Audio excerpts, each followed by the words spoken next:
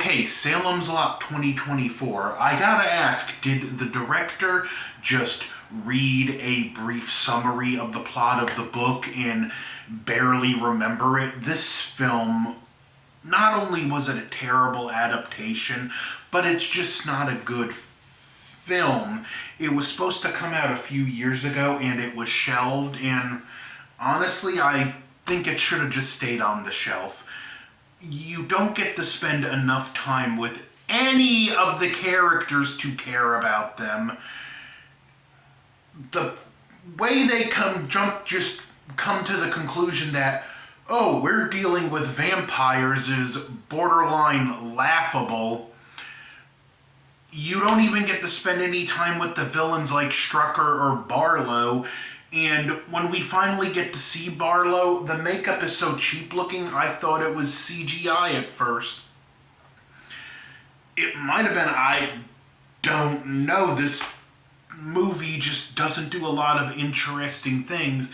It changes it changes certain things around with characters with no rhyme or reason, and leaves out a lot of memorable scenes from the book. Even very important characters like Father Callahan have such a diminished role that they might as well have not even been in the book.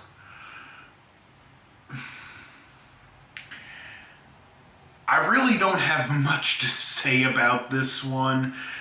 That being said, yeah, there are worst movies out there, and admittedly, this does have a few good moments.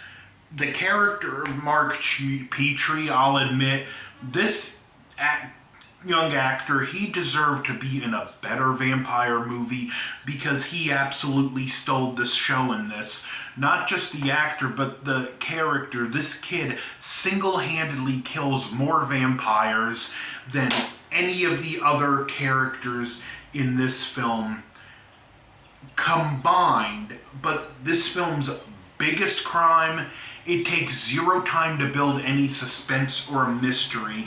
In fact, it begins with the Strucker making the deal to have the crate that would be revealed to contain Barlow delivered to the Marston house. There's no mention of the Marston house backstory with Hugh B. Marston. Ben Mears' backstory and his incident in the house are completely omitted, so this book leaves a lot of important backstory and things that give the story context completely out, and I'm just left scratching my head wondering why. I didn't buy any of the actors with the exception of Mark. Initially I had understood that Bill Sadler was going to play Barlow, which I was on board with because he does play great creepy villains, but no, he was the Sheriff Parkins Gillespie, and was he ever wasted, as was almost every actor except Mark Petrie's actor, who was the only one that really got to do anything interesting in this movie.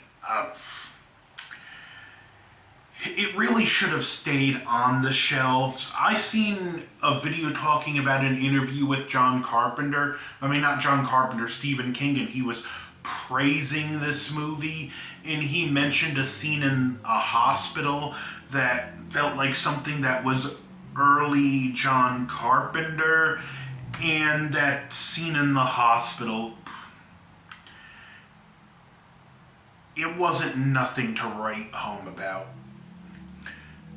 Admittedly, another compliment I can give the film is the scene with Danny Glick tapping at Mark's window. That was at least well done in this film, probably the best scene in the film. The climax, head-scratchingly, takes place at a drive-in movie theater where vampires are sleeping in the trunks of the cars. I don't know. And just really, I don't have too much to say about this film. It was bland. It was forgettable, even though it does have a few nice sequences. I'll give it that, but a few good sequences don't make a good movie. None of the characters were, like I said, particularly interesting.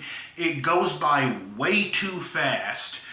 I mean, is there a longer cut of this movie that exists that gives more context? Because, if anything, just under 2 hours is not enough time to adapt Salem's Lot. They should have gotten Mike Flanagan to direct this, given him the budget, and just stayed out of his way.